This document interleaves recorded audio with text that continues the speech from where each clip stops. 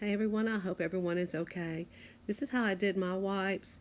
Everyone's running out of. I got the Clorox shot paper towels, the Scott brand, a bucket, a 5-gallon bucket with a lid. You need a quart of water and 4 teaspoons of Clorox. Make sure it's the germicide type. It's 99.9% of your germs it kills. You will take your water and 4 teaspoons.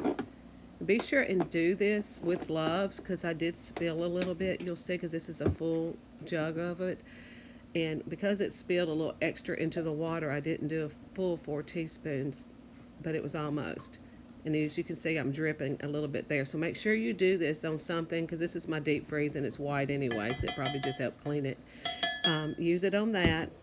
Use goggles or glasses because you don't want the fumes of the Clorox to get in your eyes. Try to wear gloves because you can see I spilt a little bit. And if you have any, stir that up real good. And then you'll take your shot paper towels. These things are awesome. They're like $12 a box, but there's 200 in there. And you only need one to clean anything with because they're so large and sturdy, so much better than the Bounty or any cheap paper towels. I tried it with the cheap paper towels and they tore all to pieces, and I put it in a smaller container. So I got this idea to do this big 5-gallon bucket with the lid. Perfect fit, as you can tell.